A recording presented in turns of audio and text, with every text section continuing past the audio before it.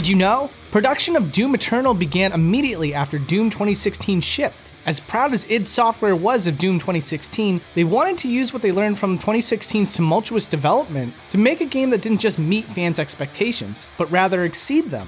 To do this, id closely examined Doom 2016's reception among critics and fans. Doom Eternal director Hugo Martin personally scoured the internet, reading and watching everything from reviews, forum discussions, to streams of Doom 2016 for feedback. A major criticism Martin noticed, and one that he quickly came to agree with, was Doom 2016's repetitiveness. According to executive producer Marty Stratton, this was especially apparent in the game's latter half, and even made some players outright quit. Its team looked at several ways to combat this. While they knew that players loved the combat arenas in Doom 2016, they found the level design in between battles to be lacking. And so it gave players new abilities, particularly in regards to traversing levels, to add more variety. Martin confessed, Doom 2016 was a one-trick pony. It didn't have much to offer besides skate parks and arena fights. Its combat was world-class, but everything else in the game wasn't necessarily up to the level of the combat. Every aspect of Doom Eternal had to get better. These new mechanics went through a series of testing and polishing, usually many times over until they felt right. For instance, initially the meat hook grabbed enemies and pulled them towards the player. However, this meant that the players had to wait in place as the enemy was reeled over to them. Id quickly realized that it didn't fit the lightning fast pacing of Eternal, and redesigned the hook to pull the player over to enemies instead. This not only sped up combat, but it also gave players the opportunity to use enemies as a means to traversing the levels. After making this change, some of the developers wanted the meat hook to be able to attach to any surface rather than just demons. However, others disagreed, insisting that this would ruin abilities such as the double jump or dash. The staff debated until the heads at id Software made the final call. Stratton reasoned, from a "that sounds fun" perspective, yeah, we should. We should allow the meat hook to grapple anything. But the fact that the meat hook only latches onto demons and pulls you across the world, that narrowing of the item makes it clear to the player's mind how they can use it. Being able to get into a situation like this with our designers saying, should we be able to grapple anywhere? And the answer being no, and some people saying, okay, I don't agree, but let's make this awesome, makes everything easier and our decisions to make the game tighter as a result. Id also realized that most of the enemies in Doom 2016 could easily be beat with the super shotgun. This led to many players relying on the super shotgun over other weapons, making Doom 2016 seem a little more repetitive. And as a result, the team examined every single weapon in Doom Eternal and rebalanced them to ensure that no weapon would be rendered completely obsolete. It also restricted the maximum ammo players could hold for each weapon, forcing them to use more of their arsenal rather than sitting on a single weapon. Doom Eternal's enemy AI was also given a boost, with demons now being able to defend against players blindly rushing them head-on.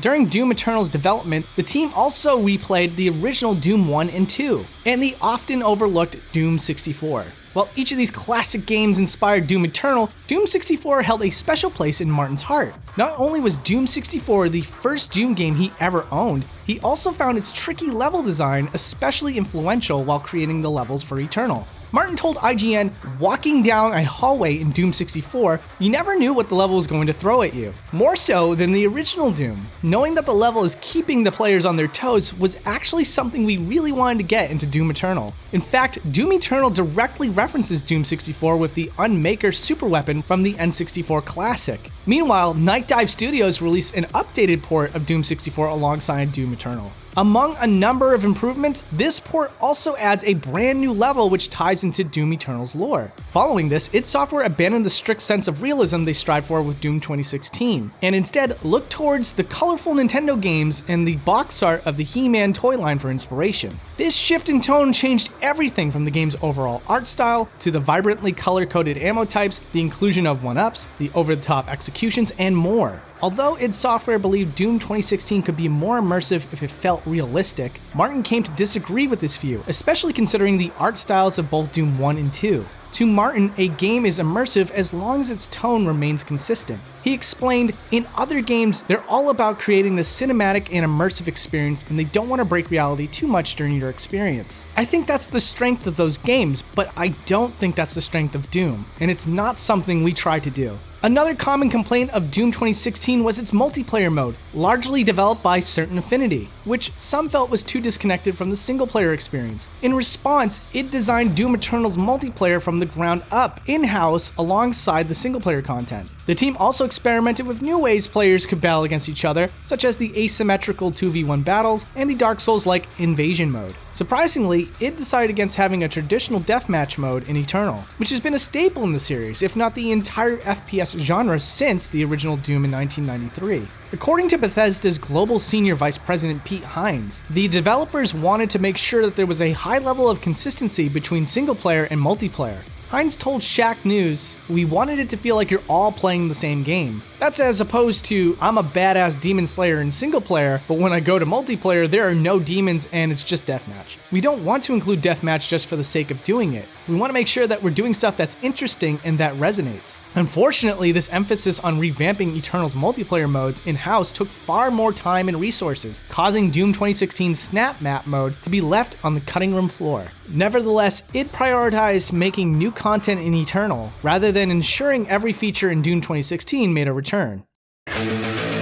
For the game's soundtrack, Mick Gordon composed music for the game in large chunks of up to half an hour per song, with each chunk being able to flow into another naturally. This was done so that it could seamlessly fade into the chunk of music that seemed most relevant to what the player was doing. For example, weaker enemies have their own song that reflects how those enemies are entry-level foes. This can then seamlessly transition into a more intense version of the song at a moment's notice if a bigger demon shows up. Gordon wrote multiple endings for each song to allow for even more variety as well. In theory, this system ensures that no two players can even hear the same exact soundtrack, as the game stitches the score together piece by piece to reflect each player's unique experience. The only issue was that Doom Eternal's music can't simply be ripped out of the game and placed in an album for fans to enjoy. Instead, Gordon had to edit together complete versions of every song as he sees fit before the official soundtrack can be released. Interestingly, although Doom Eternal's metal-inspired score might already seem intense, it was actually going to be much faster. After giving a talk on Doom 2016's score at GDC 2017, Gordon met with id Software to discuss Doom Eternal's soundtrack.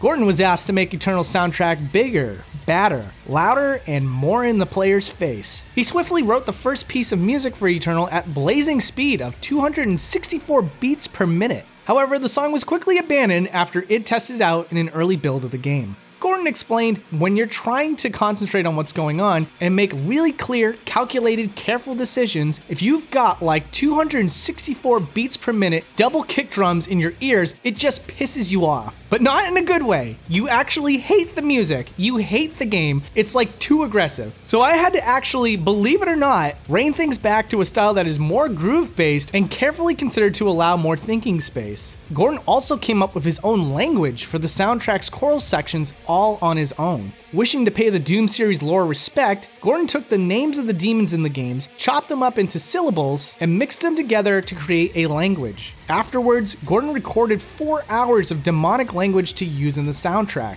The demonic chants that the players can hear in Doom Eternal aren't just random bits of gibberish though. According to Gordon, they can be translated into phrases such as, "The Slayer will rip and tear to the death." One of the game's writers, Adam Gascoigne, even put together a dictionary translating the demon language. Just 3 days before the game's release, Bethesda confirmed the PC version of Doom Eternal would use the controversial anti-pirating DRM software Denuvo. However, 2 days later, Resetera user Dante Menethil discovered Bethesda accidentally forgot to remove the Denuvo free executable file from the folder titled Original within the files of the Bethesda launcher version of the game. An update removing this Denuvo free file from the game followed quickly afterwards, but it was too late to stop the DRM free file from circulating online. While the file still required users to connect their Bethesda account online for the game's first activation, the leak massively helped the cracking community who used it to completely break the game's DRM protection less than a week afterwards. This wasn't the first time this happened to Bethesda or id Software either. id Software's prior game, Rage 2, accidentally shipped with a Denuvo free version of the game within the files of the Bethesda launcher release. This has led some to question whether or not both instances were accidents after all, or the work of a rogue Bethesda or id Software employee leaking the files.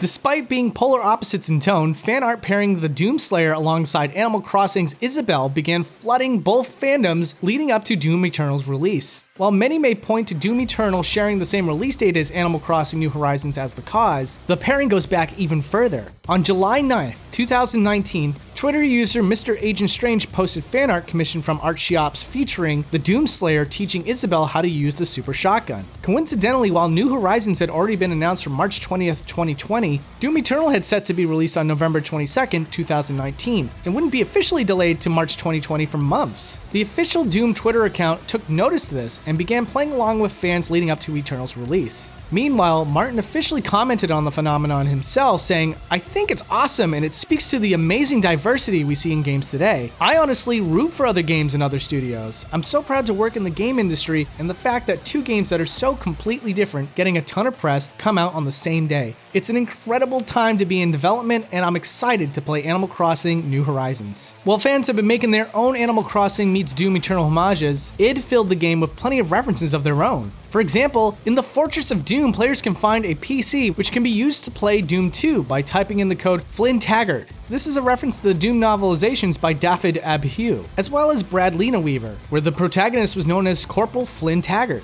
Another reference to the series can be found on a bookshelf, which includes the book titled Retconned, The Life and Times of Flynn Taggart, whose name likely refers to the novels being retconned or non-canon in the modern Doom universe. Many more references can be found within Doomslayer's library, including Why I'm So Great Part 2 by Dork Norkum, a reference to Duke Nukem, Mesa Science Monthly, predicting unforeseen consequences, an homage to the Half-Life series, and From Nopefish to Dopefish, The Dope Tale, a nod to an enemy from id Software's Commander Keen series that has become a recurring joke. This isn't the only reference to Dopefish within Doom Eternal, as the player's chainsaw is marked with a Mixum's bucktooth dope saw. The famous fish can also be found in the scales hanging around the cultist base level 2. Another id Software in-joke within Doom Eternal regards Daisy. To those who don't know, Daisy was featured in the ending of the 4th and final episode of the original Doom, Thy Flesh Consumed. The ending text directly refers to Daisy reading, "But you stepped forward and brought forth eternal damnation and suffering upon the Horde, as a true hero would in the face of something so evil. Besides, someone was going to pay for what happened to Daisy, your pet rabbit." This was followed by a picture of the Doomslayer holding Daisy's decapitated head. More recently, Daisy was referenced in Quake Champions, which reveals that the Doomslayer still carries Daisy's left hind foot on him, not for luck, but as, quote, a reminder of innocence lost. Despite the rabbit's seemingly definitive death, she returned safe and sound in Doom Eternal, hiding in various levels of the game. Furthermore, a painting of the Doomslayer holding Daisy can be seen in his private chambers, and fans also discovered that Daisy can be found subtly hidden within the game's official box art. Director Hugo Martin included himself in one of Doom Eternal's Easter eggs as well. Within the Ark Complex level, players can visit a convenience store where a bag of jerky meat named Gulami's Dried Meat Pieces can be found. The man on the cover of the jerky bag is none other than Martin himself. Martin wasn't the only member of the team who made it into Doom Eternal's Easter eggs either, as the entire QA team can be found within the game, listed on a monitor under the Union Aerospace Corporation's Quality Excellence winners. Did you also know that there's all sorts of developer rooms scattered all over Doom Eternal? But the only way you're going to be able to see them is by breaking some boundaries. So for more revealing secrets, check out my boundary break video on Doom Eternal.